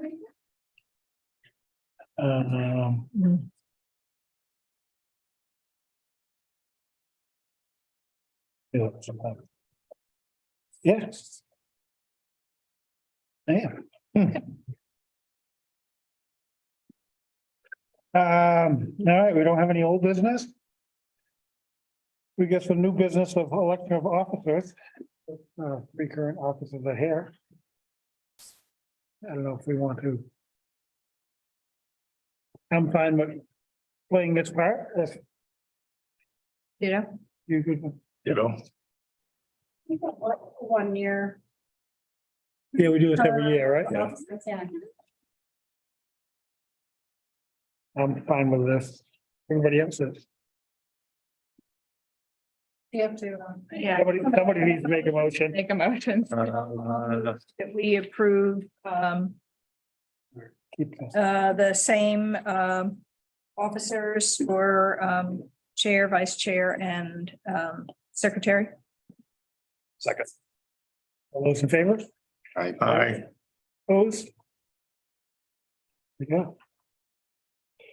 Minutes. I do have the few items of correspondence. I just wanted to go. Oh, okay. Yeah, there's one item, there's an email from John Langell from Cherry Hill Home regarding the Sawmill Road development. As we were processing kind of the final approval, it was noticed that the time had kind of expired, and so he's requesting extension of that approval to kind of formalize all of that. There were some delays with the review of the roadway.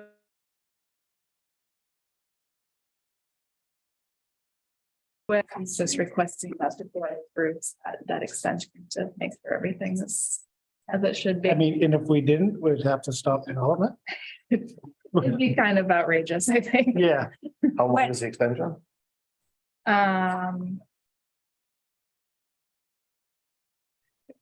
Made note of when it was signed.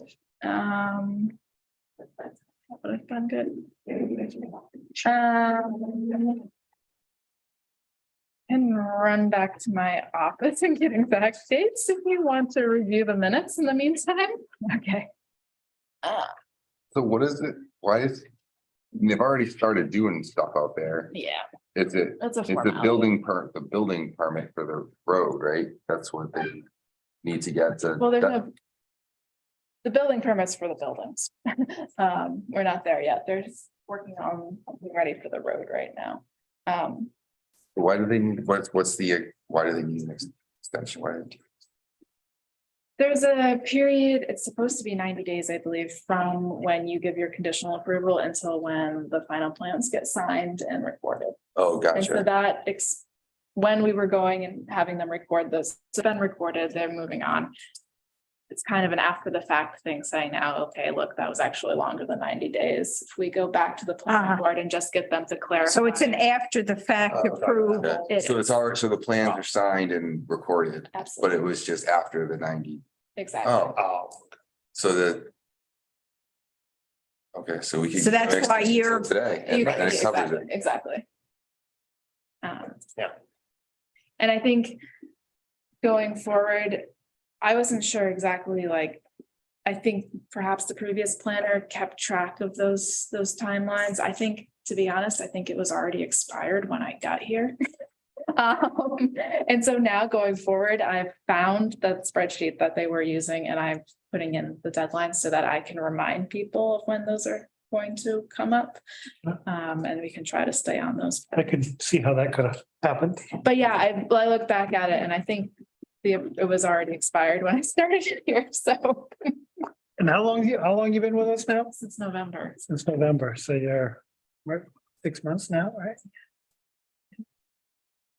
So anyways, and that's one of the other reasons why we need permitting software. Is Hmm. that will automatically send Yeah. reminders to the applicants when these deadlines are coming up and keep everyone up to date, because now we're just relying on people remembering these dates and it doesn't happen. I have also tried to see the information on the federal approval for that, because that's something when we do approvals, when there's a wetland permit, we need to make sure that it includes a federal approval, because the DES permits are not all being issued to cover the federal side. So of it. that's the EPA notice of intent. No, the notice of intent is something Not else. that. Right, it's just that it's actually a 404 permit. It might be a letter that says you qualify for the general permit. Okay. But I actually haven't seen anything recently to see what they're coming out with, and I have sent an email, but I think with all the hubbub about the recent Supreme Court decision, there's probably just in general, some additional things we're working on. So I guess I would recommend that you extend their conditional approval to today, just to cover it, and then we will all work on keeping track of it better. I think it is on the applicants, but I will work in my office, to try to keep track of those dates too, so we can. Here. So you need a motion for that? Yes, please. Motion to extend the conditional approval for the Sawmill Road until today. Close of business, wow. In fact, close of business has already occurred, but Yeah. prove it to today. Second. All in favor? Aye. Aye, Hi. opposed? I'm not sure if it actually. Oh, yeah, was that about? Yes. Yes. Yes. Yeah. Guys had it. I don't know if it ended up in this printed packet or not, but in your online information, I included a letter from FEMA about the preliminary maps that are coming out. Yeah. We've been asked to share the information far and wide.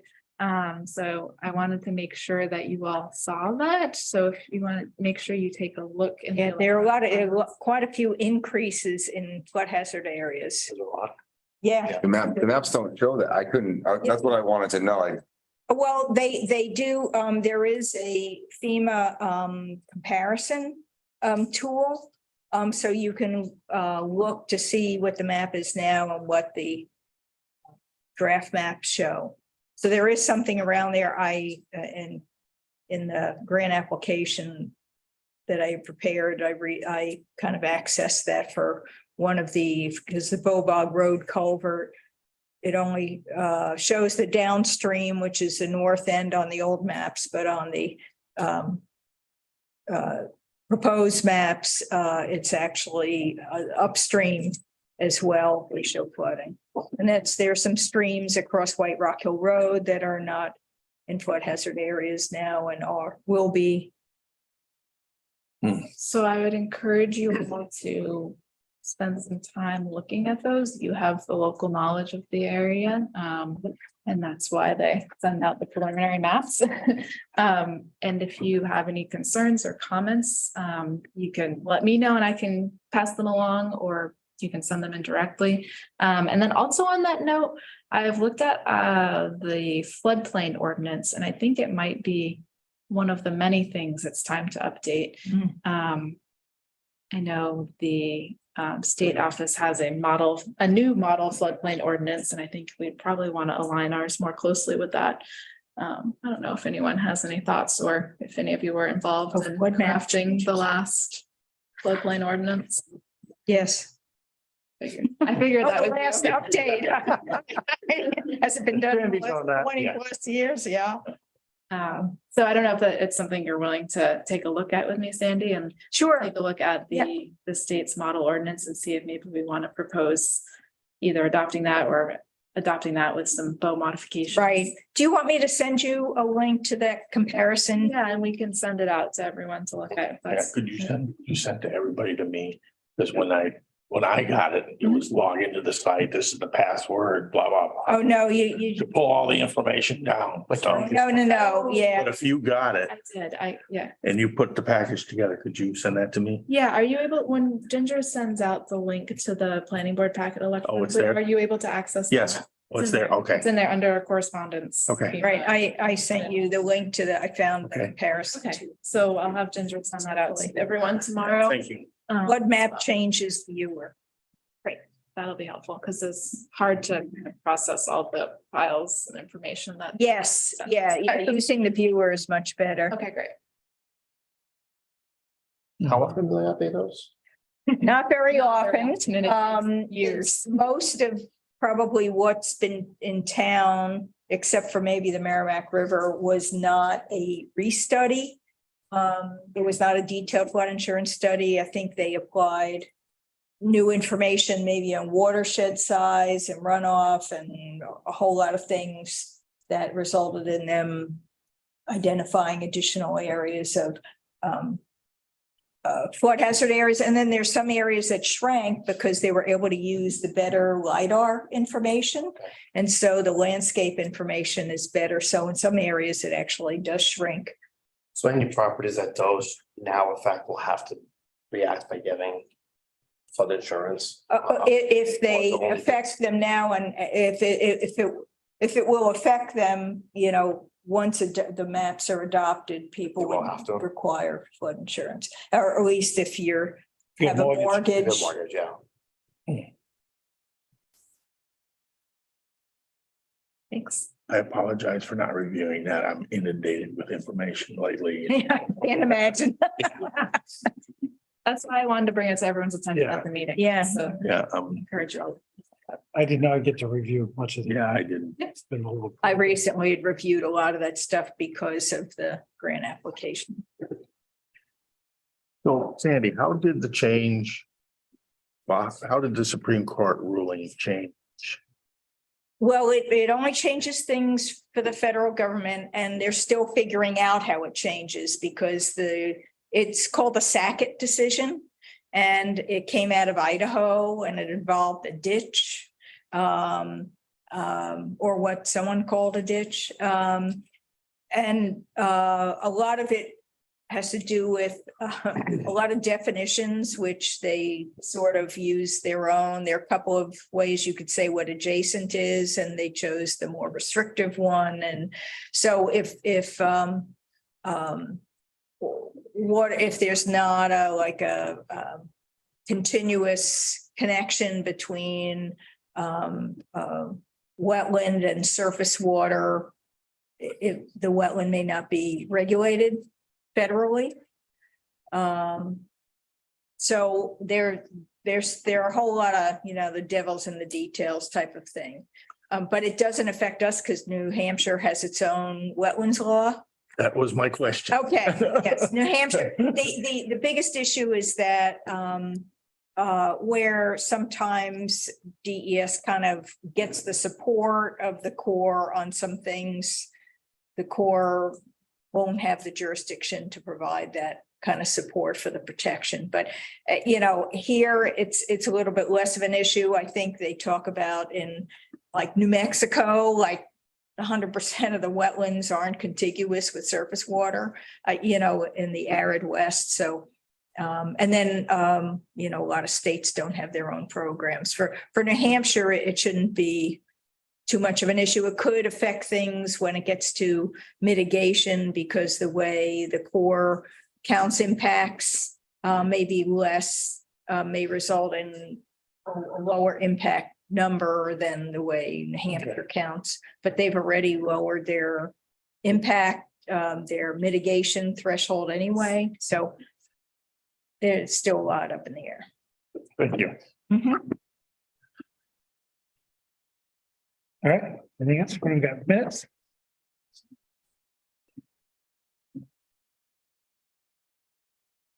These already have mine, they have mine, it's in here. Yeah. I was wondering, have you received my replies back when I don't, did I not answer it? well, I didn't, you didn't confirm it, but I sent back the answer to you, had some questions. Oh, I think I missed that. I'll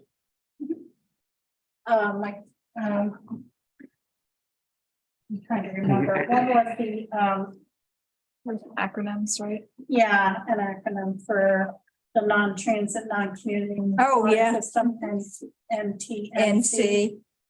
Yeah, so that was one that you asked about. Oh, and I know what the other one was, man doors. No, And that's like with those big warehouse doors, they have a Amanda. door for a For a man to person. pass through. for a person So to they have pass through, And woman, whichever, person to pass. a person door. I don't know that I have your, Did you email him or did you just respond? I responded in the document. Oh, you might- I wondered if that. I don't think that sends it to him. Oh, shoot, okay. Oh, sorry. Well, yeah, it does, but it may not be viewable on a phone. It does, oh, okay. Because I actually was curious about the Microsoft comments, because now they're putting them on the side, but when you send it to somebody, it actually, if they don't have Microsoft stuff, it actually puts it back in the document the way it used to be. I do believe I answered you had 2 or 3 questions. okay, I have and I made you didn't make any edits, you just had comment. I thought I had edits too, I didn't. We'll have a couple of things, more than a couple, not many. Let's see, line 53, just my last name is. Then one thing I wanted to, I didn't raise it here, but I think we should just be clear, because where it came up is on line 57, where it talked about Mr. Bernier presented information on the application. The Conservation Commission has reviewed the application. Well, we had a presentation on it and we gave some comments. Now, I know this is what he said, probably, but maybe we should say that Mr. Bernier stated that the commission, because earlier this evening, it was stated that, they were on Conservation Commission was noticed. on board with it. It's like, no, we Yeah. we Heard the information. we heard the information Yeah. and there were I questions did catch raised. that. Yeah, it's my eyebrows too. Yeah, on board. We got a little conceptual. Mr. Bernie has stated that the Conservation Commission has reviewed the application. Right, thank you. Okay, way back to line three, let's see, actually,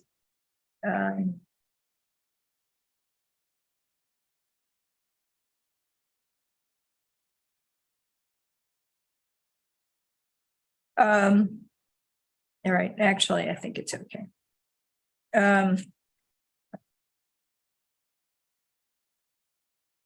Okay, actually, that was it. The rest of it was, I realized that you said something else that I thought initially. Okay, motion to approve the minutes as amended. Second, Those in favor? Aye. Opposed? Yeah, I have. So actually, I wouldn't mind what's talking about. The 12 Hallwood Drive and, which they needed to change the use. I've kind of, which I get to, sit back here and take my time on that one because I recused myself. Like a lot of the questions we're asking about, all the drainage and stuff there, like the full site plan questions where was a little bit surprised that because it was developed, they weren't changing. They weren't changing the law or the, the site plan. And just where a lot of questions to it. Kind of surprised me. I was just kind of, where it is the change of use. Yeah, the site plan regulations don't differentiate a change of use versus a brand new site plan. So I think it's up to the applicant to request waivers to things that they feel don't apply or overkill maybe for what they're proposing, but there's it's the same application, same requirements for a change of use or new applications. I don't know if that's the same in other communities, maybe. I don't know. A separate process for. yeah, I mean, the things that there was a change in traffic, you have things like snow storage that maybe could change. The old plan, they may be doing it differently because they have different traffic patterns. They definitely should have been in there, before they spent $6.1 million on the lot. But Wow. How much they paid for that? Yes. yeah. Yeah. They think after the fact, they think they might have paid a little too much. Big Jensen did all right though. Whatever, it worked. Yeah. Because they paid that before they realized they had asphalt floors. Not concrete. It's under the fields, With asphalt. or per field, they will have asphalt. underneath. Absolutely, yeah. Oh, so they just assume it was concrete or. What's under the rest of it?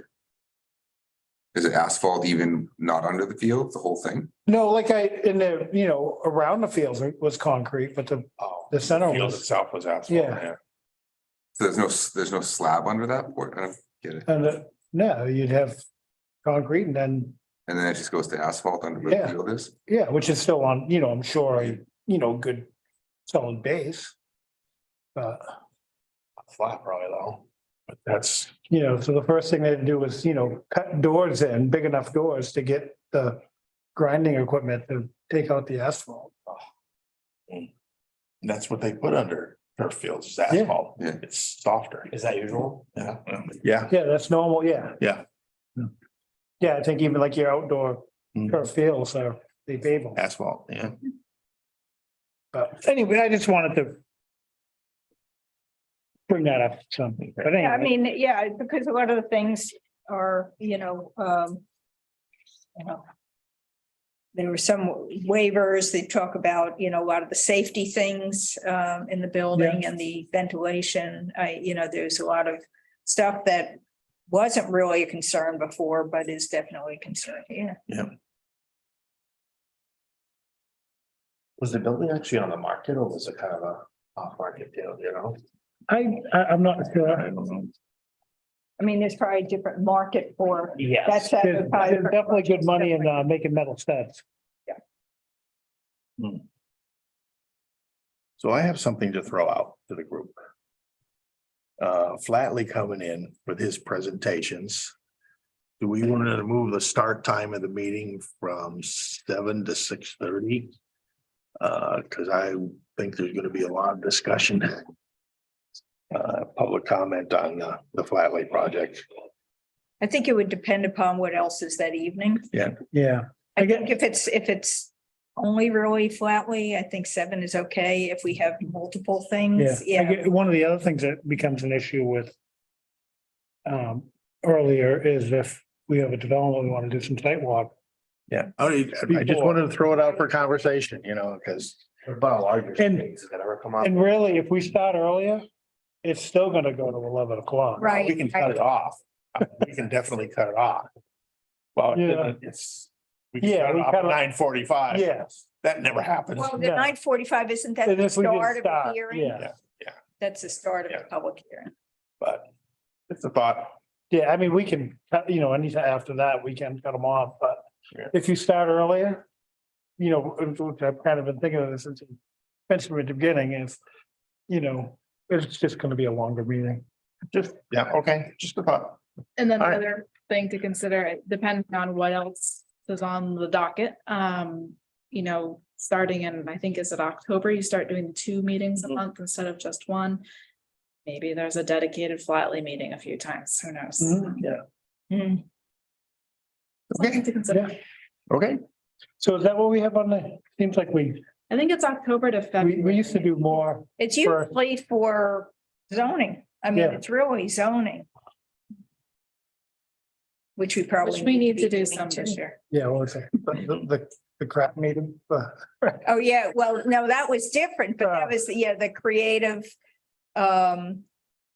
Like review and planning or something. Yeah. It was a crap. meeting. Crap meeting. That's a good definition. But, we don't sit and do any. Real planning. We tend to be more reactive other than, some zoning stuff. Yeah. Which, and we do have, and then we say a lot and haven't done over the years, obviously, but, things that we waive continuously, we really ought to look at the reg. Mhm. And. Yeah. Yep. Also thinking about that mixed use district.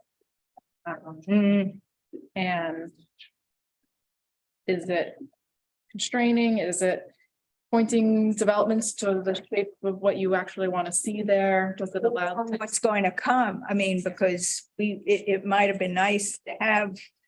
The commercial with the residential upstairs, but the fact is that's not how they're designing them. You don't see it. You don't see it, right? The other thing is that we've seen is there's a brewery that wants to come in, not in there, but somewhere else in the district, and they've applied for a variance because the brewing is manufacturing, which is not allowed in that mixed use district. Oh, my. So we might want to consider some sort of a, Light manufacturing. you find a proper definition that you want to, so we're not allowing any type of manufacturing unless that's what you want. But I think it would be appropriate to find some sort of a small scale Yeah. medicine manufacturing type thing that would allow a pottery studio or a brewery or things like that. So. Yep. Yeah, it would be good to look at. Well, also the brewery combines retail. It does, which I is, mean- which is permitted, but. Right. So if it's, So we could also what define district is that? manufacturing. That's In the south, Bone Mills mixed use, Yeah, like manufacturing that's associated with on-site retail. something like that. Find some way to. yeah, I guess, because the mixed use is, it seems to. My vision of it is more that it's commercial and it can have residential, not that it has to have residential. Well, Right. Well, although mixed use, so then what's the mixed? If it's only commercial, what's the mixed?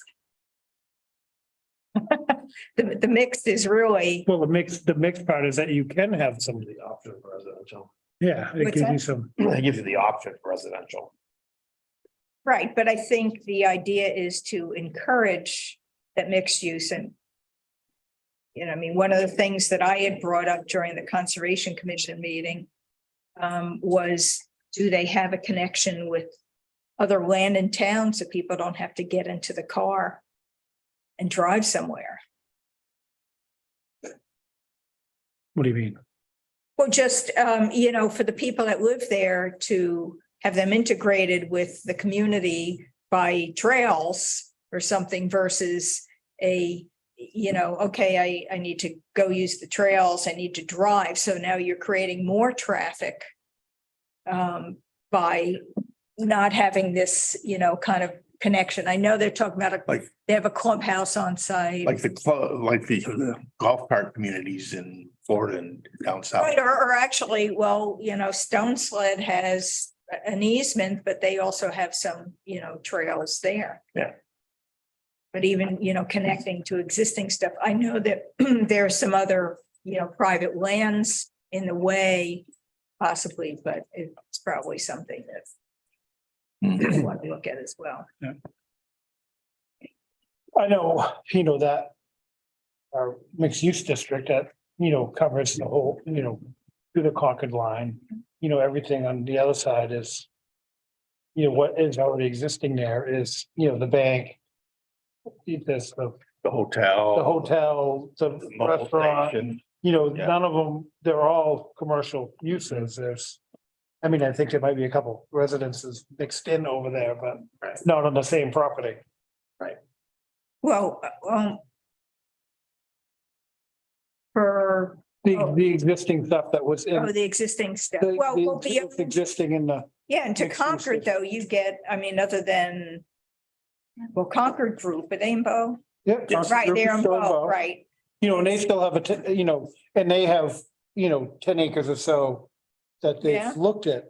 That all yours? And that would be, that back field, Yeah, I and forgot that's, that they have- and that's a place where, if there was water there now, that's where their new office building would be.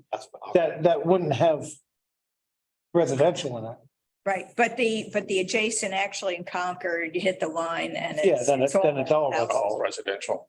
And across from there, you have the building, I don't know if TPL is still in there, but the radio station was in and Mm, this, it's, Yeah, that office building. yeah, you got the bank, you got a church, you Yeah. got Yep. Ham's Auto Dealers, a library. Yeah. And I think then there's like a house or two that's kind of Like the sneaks in the back. There's Yeah. but there's a construction company back there. next to the library. Yeah. Yeah. I think the construction company has the other house. on it. That's the biggest mix in the district.